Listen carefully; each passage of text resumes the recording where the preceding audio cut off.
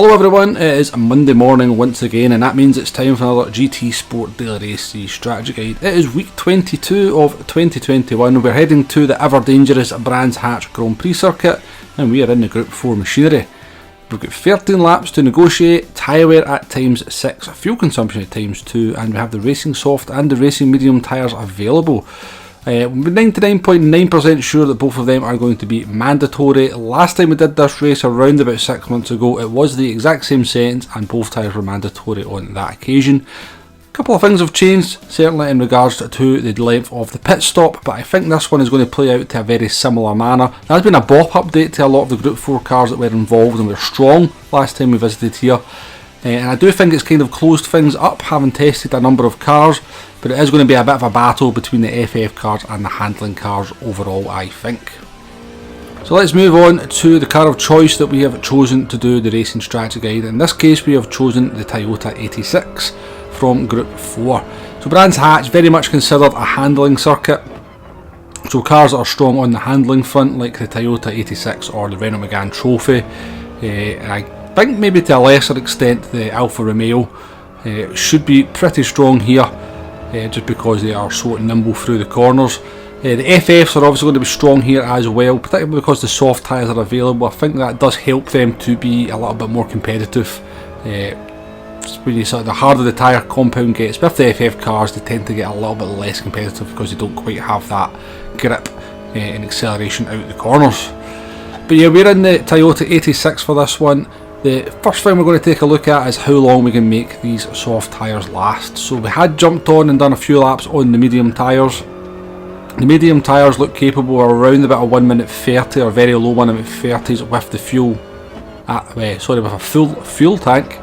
So that was kind of what sort of lap time I was keeping an eye on as we sort of circulated here on these soft tyres. Once we kind of approached that 1 minute 30 mark, definitely time to consider pitting and get a fresh set of tyres on, a fresh set of mediums, because we should technically be a little bit quicker with the fresh mediums and a lower fuel load by that point. So we're coming up here to finish lap number 1. We are going to jump all the way forward to lap number 9. So the soft tyres are still maintaining reasonable speed in the Toyota 86 up till this point. Looking at the lap times, we kicked off of a 1:28.8, kept it in the low 1 minute 29s up till lap number 5. There was definitely a kind of decrease in lap time from that point onwards, but we're still managing to keep it in the mid 1 minute 29s and then moving into the 1:30s on lap number 8 there. So I think we actually made a mistake on lap number 8, so I think it should have been closer to the lap time in lap number 7. So we persevered and did another lap, but it was definitely time at the end of lap number 9 to get in and get those medium tyres on. We can take a look at the pit entry here. Do exhibit some caution. It's very, very tricky to get this one wrong. I suspect you will see a few people stuck in the pit lane as the week progresses. But let's take a look at the pit loss and the fuel. Now the first thing you should have noticed there is how quickly the car arrives in the box from entering the pit lane, and as we exit the pits there, it's a very, very short pit stop in terms of Gran Turismo Sport these days at only 11.4 seconds. Fuel is going to be of no issue whatsoever, not surprising at only times 2, but I do think that shorter pit loss is going to play a part in this one for some reasons we'll talk about a little bit later on. I don't think it's short enough to make the 2-stop viable in terms of kind of maybe running a couple of stints on the soft tyres and just 1 lap on the mediums. I think it's still too long to really make that a quick strategy. It's maybe something you could work in the lower lobbies if you're much quicker than some of the other cars around you, but yeah, I think we'll stick to just taking a look at the 1-stop strategies for the video. So how are these medium tyres on the second stint looking pace wise? And not too bad is the answer. Sort of lapping here in the mid 1:29s, very similar lap times to what we're doing there on lap 6 and 7. So lap 8, lap 9 looked around about the optimal time to be pitting.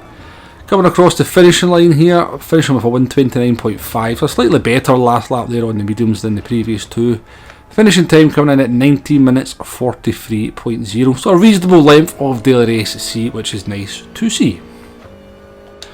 So next up, I kind of done the exact same run again, but this time doing the alternative strategy. So starting on the medium tyres, we're only going to do 3 laps on the mediums and then move on to those soft tyres. And gives you a kind of way of maybe demonstrating the undercut that's possible from doing the alternative strategy. So the main screen here is the alternative strategy starting on the medium tyres, and in the top right hand corner we have our first run. Both the runs are synchronised, so they're at exactly the same point in the race, and as we approach the pit lane in the top right hand corner here at the end of lap number 9, you can see we're roughly, well, it looks around about a pit stop behind on our main screen run here on the alternative strategy. And we've already made our pit stop, of course. We've moved on to those soft tyres after 3 laps, and as our top right hand screen exits the pit lane, you can see, if you just look where both cars are, our undercut has worked. Being out in those soft tyres, putting in some nice lap times in the 28s, has managed to let us jump the first run with the alternative strategy around about 6 tenths ahead. So it just goes to show the advantage of being on those soft tyres with the slightly lighter fuel load, that you can actually make the jump. It was just something I wanted to fire into this video just to sort of demonstrate the alternative strategy and how it can work for you. And the alternative strategy starting on the mediums actually manages to maintain that lead throughout the rest of the run and actually extend it, turning out that the soft tyres, even after about 8-9 laps, are just as quick as a fresh set of mediums. So do bear that in mind, that the crossover between the tyres does seem to be a bit bigger here than in some other circuits, and it kind of makes sense. It's only a 90-second lap around Brands Hatch, but the vast majority of it is spent in corners, so those soft tyres do exhibit an advantage for a longer period of time. Our alternative strategy run coming in around about 2.4 seconds faster than our first run. So next up, let's take a look at how these FF cars are going to perform around this circuit this week with these settings. We've jumped into the Scirocco to represent the FF cars. It seems to be the strongest one at the moment. I actually prefer driving the Audi TT, but everybody seems to be raving about the Scirocco, so I thought I'd get some laps in it. I'm not the best driver in FF cars by any means, so I think maybe some people are more experienced in them or more used to them, may get slightly better results than me. But in terms of comparing the Scirocco's pace with the Toyota 86, there's not a massive difference. Not even over the opening laps, the Scirocco doesn't seem to have any massive advantage even when the tyres are fresh. Now, I was quite surprised by just how far we managed to stretch the Scirocco's tyres coming in here at the end of lap number 8. I was expecting those tyres to be a bit more fried towards kind of maybe lap 6 and 7. So we're actually managed to stay under the 1 minute 30 mark with the Scirocco all the way up here to lap number 8. A lap less than we did in the Toyota 86, of course. So there is definitely a tyre advantage that's still associated with these handling cars over the FF cars as far as I can see. But we're now out onto our medium tyres on the Scirocco, and how are they going to perform? And this did seem quite strange, or kind of caught me off guard, because initially the Scirocco looked very, very quick on the medium tyres. Lap 10 there, a 1:29.495 is actually faster than any medium lap we did on the Toyota 86, but then the grip just seemed to go once that actual freshness of the medium tyres was worn out, and there was a few laps on the tyres. The Scirocco just didn't quite have the pace on the medium tyres. The last 3 laps coming in at 1:29.7 or 1:29.8. It just seems that once the fresh of the tyres is gone, they've just not quite got that grip and pull and acceleration out the corners. So definitely something to bear in mind with the FF cars, that they struggle a little bit more on the medium tyres in comparison to the FR car or the Toyota as compared to the soft tyres. But they're definitely going to be competitive. I think it's going to be very similar to the last time we did this race, with the FF cars and the handling cars have a nice face off and they're strong in different parts of the circuit. We did jump into a couple of other cars. The Aston Martin V8 Vantage here, not surprisingly struggling in terms of lap time, giving up around about 4 to 5 tenths. It did feel like a much heavier car to negotiate this circuit compared to the Toyota 86, and I wasn't surprised to see the lap times reflect that.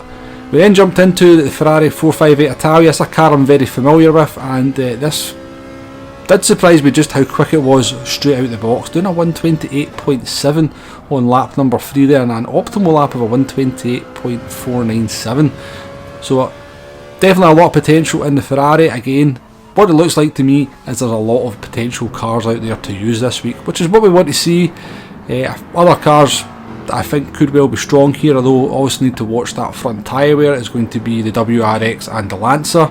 I think the Atenza, which has obviously appeared quite strong in daily race B this week. It should similarly be quite strong round here, because it's just all about acceleration out the corners, and I think that's why the Atenza is so strong at Fuji at the moment. Again, it's a 4-wheel drive car though, so those front tyres may well start to give up towards the end of the stints, but I'm hopeful that it's not just going to come a one make this week. I'm hopeful there's going to be several, or at least 4 to 5 different cars out there that are similarly strong, and fingers crossed that's how it works out.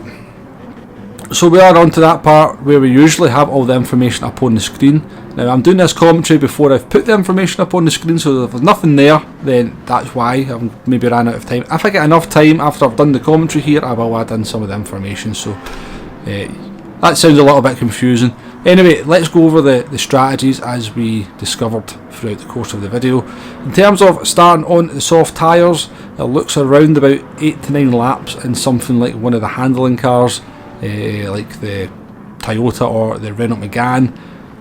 Before you really want to be sort of thinking about those medium tyres, they're going to be a little bit quicker. If you're doing an alternative strategy, you're going to do, I would be looking to do at least 10 laps on the soft tyres. Now I do think there is the possibility you could pit at the end of lap number 1 on the mediums and do the rest of the race on soft tyres if you're exceptionally good on tyre wear, or if you're on a very light car like the Renault Megane. Danger I see with that strategy is with that pit loss being a little bit shorter than you might expect. So one of the big benefits of being able to stop so early is you manage to find a massive amount of track space to then just circulate, put in your lap times as you need it. Don't have to worry about traffic, but with only 11.4 seconds lost in the pit lane, if you pit after 2-3 laps, there is a big danger you come back out into traffic or catch cars very quickly. Brands Hatch, notoriously difficult to overtake on, so definitely something to bear in mind if you're going to be trying those extreme strategies of just doing 1 or 2 laps on the mediums and the rest of the race on the soft tyres. All in all though, an interesting racing prospect, plenty of strategic options out there, quite a sort of big overlap with the tyres, or a good window where you can try and pit at different times, make something work. Of course, strategy always comes down to try to find some clear track and maximise your tyres potential. So hopefully all the information in there in terms of how long the tyres last, the difference between the tyres, the pit loss and all that is useful and helpful to get you started for this one, and hopefully use the strategy to your advantage. And apologies if you can hear an ice cream van in the background, because it's just went by my window extremely loudly. I suspect the microphone has picked that up. Okay then, let's finish off the video with a lap of Brands Hatch in the Toyota 86. As we approach turn number 1, we're looking for the number 1 and the number 2 board, braking somewhere in between them. Yeah, make sure you try and get the car into the curb there, try and use the camber to your advantage. Coming under the bridge, just before the bridge braking, try and catch the curb on the inside to bring the car around, accelerating nice and early, using all this track on the outside. Beginning of the curb, here is your braking reference for the left-hander. Again, use all the curb on the exit to maximise lap time. Very tricky corner coming up, braking at the number 1 board, just sort of try to slow the car down to get the kind of right reference speed to kind of go around the trajectory of the corner. I find that corner extremely difficult, very easy to get on the throttle and run wide, but it's very important to getting a good lap time. Coming up towards the fast right-hander now, looking for the board right at the end, braking maybe just before that. Very easy to get on the throttle here and run wide as well. Braking at the red barrier on the inside, try and take as lot of curb on the inside, try and bring the car around. Again, danger at the exit of every corner here, and particularly this one, it's a blind crested corner. Very easy again to run wide. That'll be the most common place I think you will see people spinning off. The number 1 board as we go into the left-hander here to come down towards the last corner, and then we've got the concreted bit on the left-hand side of the track. Just as that starts, that's your braking reference. An off-camber corner, again, easy to run wide. That's pretty much the theme of the lap. The most important thing about lapping Brands Hatch is to keep it on the grey stuff. You're going to see a lot of people get this one wrong, I think, so big advantage, just get your consistency up there, make sure you're not making any silly mistakes, let everybody else make the silly mistakes and take advantage of things that way. That is a lap though of Brands Hatch in the Toyota 86. Nice race in prospect, I think. We're going to see a lot of people come back after a couple of lacklustre weeks for some people, particularly last week, the Group 1 race at Autopolis was definitely not a lot of people's cup of tea, so I think we should see daily race C a little bit busy and a few more big names participating this week. Anyways, I do hope the guide has been useful in some way, shape or form. If you made it this far, then thank you very much. Thank you very much for watching, and I shall see you on the next one. Goodbye now.